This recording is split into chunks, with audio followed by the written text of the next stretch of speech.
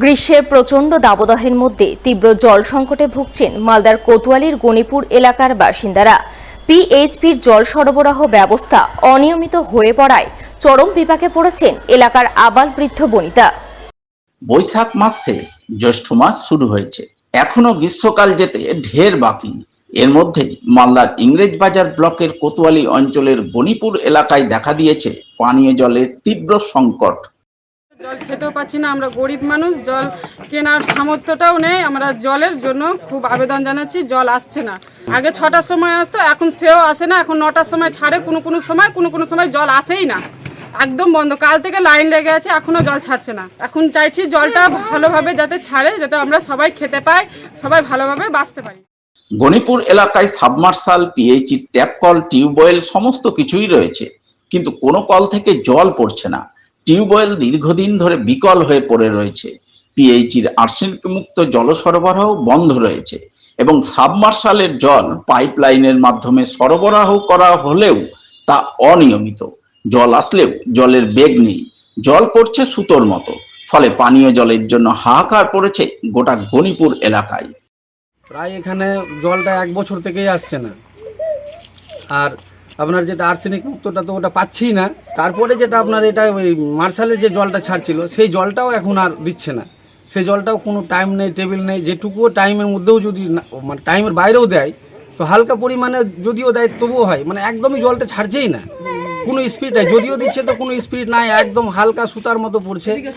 এই জন্য আমরা প্রশাসনের কাছে আর্জি জানাচ্ছি যাতে জলের ব্যবস্থাটা ঠিকঠাকভাবে হোক, জলটা যাতে আসে, মানুষ পায়, খেয়ে বাঁচুক। আর এত গরমে জলের খুব সমস্যা। স্থানীয়দের বক্তব্য, প্রায় 1 বছর ধরে পানীয় জলের সমস্যায় ভুগছেন তারা। তবে বর্তমানে এই প্রখর গ্রীষ্মে তা প্রকট আকার নিয়েছে। জল না মেলায় টাকা দিয়ে জল কিনে খেতে হচ্ছে, কিন্তু গ্রামের গরিব মানুষের পক্ষে জল কিনে খাওয়া সম্ভব নয়।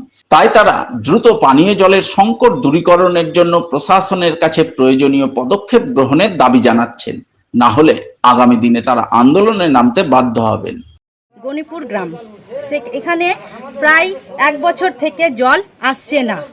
আর্সেনিক মুক্ত জল এবং এই যে মার্শালের জলটা বাড়ি বাড়ি দেওয়া হয়েছে, সেই জলটাও আসছে না। আগে দিত সকাল 6টার সময়, এখন 9টা বেজে গেলেও জল আসছে না। এবং যে জল নিয়ে ঝগড়াঝাটি, মারামারি প্রচণ্ডভাবে হচ্ছে এখানে। এই কদ নিয়ে আমরা গ্রামের মেম্বার, প্রধান এবং জেলা পরিষদ সমিতি সদস্য কাছে গিয়েছি, কিন্তু সেখানে গিয়েও কোনো কাজ হচ্ছে না। 20 টাকা ঢোক, আমরা গরিব মানুষ, লেবার মানুষ, কী করে 20 টাকা ঢোক জল কিনে খাবে? আমরা চাইছি জল পাক। আমরা জল না পেলে তো হবে না, তা তো গরিব মানুষ আমরা কোথায় যাব? জল কিনে খেতে পারবো কি? আমরা পারবো না। মেম্বারকে জানানো হয়েছে, আমাদের গ্রামের ছেলে সঞ্জয় কুমার দাস, এবং জেলা পরিষদের মেম্বারকেও জানানো হয়েছে, প্রতিভা সিংহকে। তো এখানে জলের খুব সমস্যা হচ্ছে। এটা আমরা জলের জন্য আর্জি জানাচ্ছি প্রশাসনের কাছে। যদি প্রশাসন এটার স্টেপ না নেয়, তাহলে আমরা বড়সড় আন্দোলন করতে নামবো।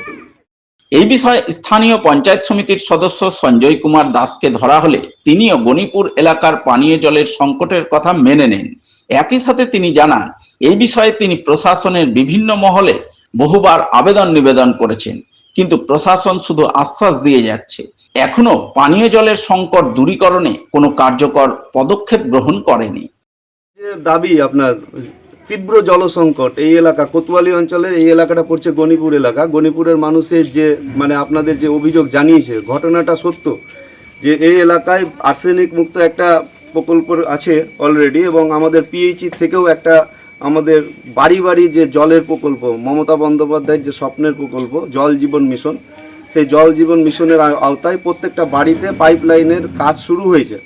এই মুহূর্তে আমাদের যেটা আর্সেনিক মুক্ত জল আসছিল সেটাও বন্ধ হয়েছে, এবং আপনার যেটা পিএইচির জল সেটাও কিন্তু এই মুহূর্তে অনিয়মিত হয়েছে। আমি একজন জনপ্রতিনিধি হিসাবে বারবার ঊর্ধ্বতন কর্তৃপক্ষকে জানিয়েছি, ওনারাও একই কথা বলছেন কি আর কয়েকটা দিন অপেক্ষা করুন, সব সমস্যার সমাধান হয়ে যাবে।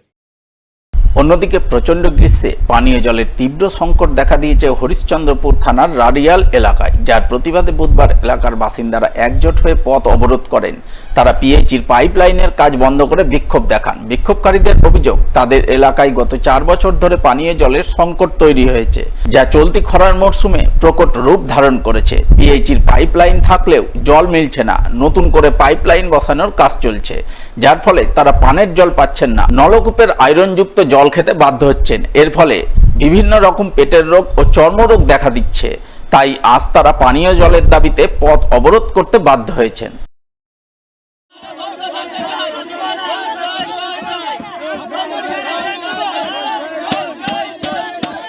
4 বছর থেকে আমরা জল পাচ্ছি না।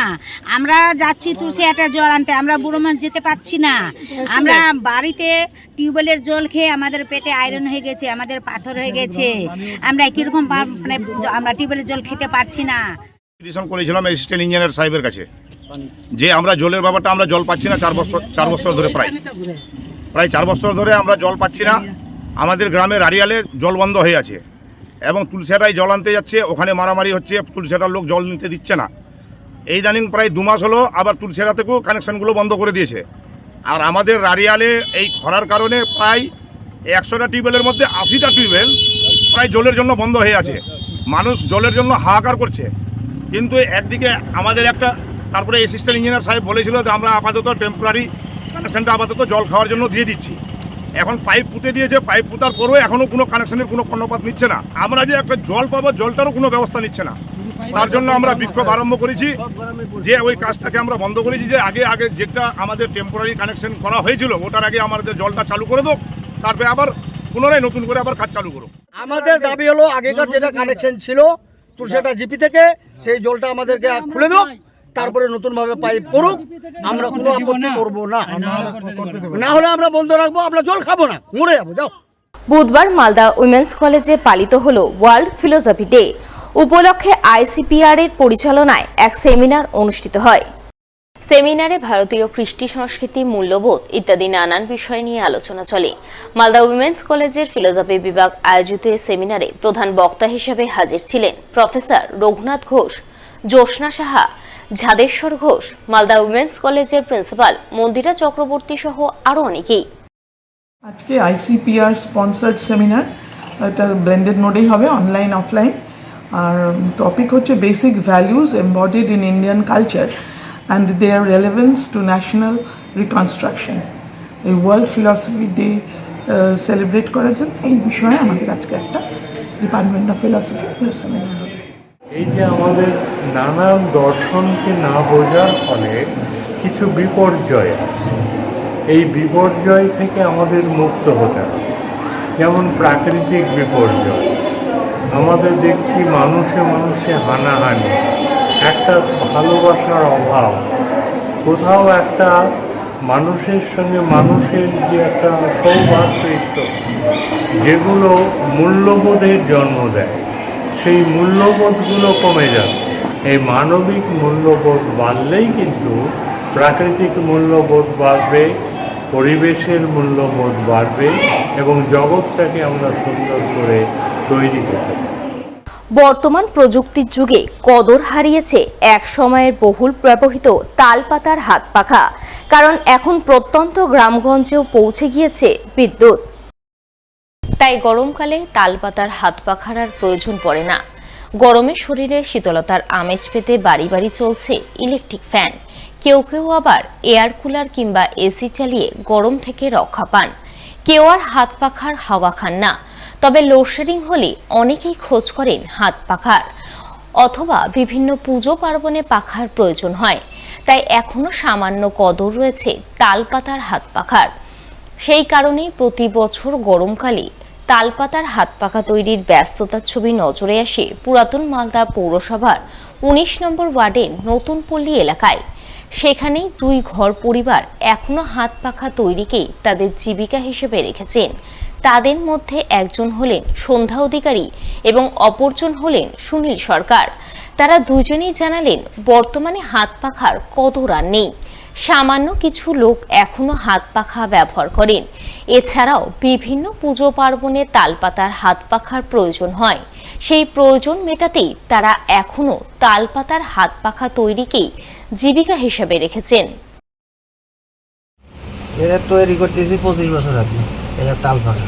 আচ্ছা, না সিজনে হয়, আগে সারা বছরই হয়তো, এখন সিজনে হয়। আগে সারা বছর তৈরি করতাম। আচ্ছা, আপনার 1 মাস বন্ধ যেত, পুজোর 1 মাস, আর সারা বছরই করতাম। এখন সেটা হয় না। এখন সেটা হয় না, কারণ এখন চাহিদা নাই। আগে কারেন্ট ঢুকে গেছে, আর তাল পাতা দিয়ে কী করবি? তাল পাখা দিয়ে পাখা আমরা তৈরি করছি অনেক আগে, 2 বছর হয়ে গেছে, আর তো কমেই গেছে। লাইন টেনে গেছে চারদিকে, আর বাড়িওয়ালাও শরীর ভালো না, আর করে করছে না। আমরা সব জায়গায় লাইন টেনে হয়ে গেছে। আমি যারা ওই 2টা পূজা পাল লাগে তার জন্যই নেয়, এমনি ব্যবহার করার জন্য কমই নেয়। 5,000 7,000। এখন বর্তমানে আর এই বছর বেচা নেই। 1 বছর এই 1,000 মাল দিচ্ছে, এবারে 1,000 মাল দেবে।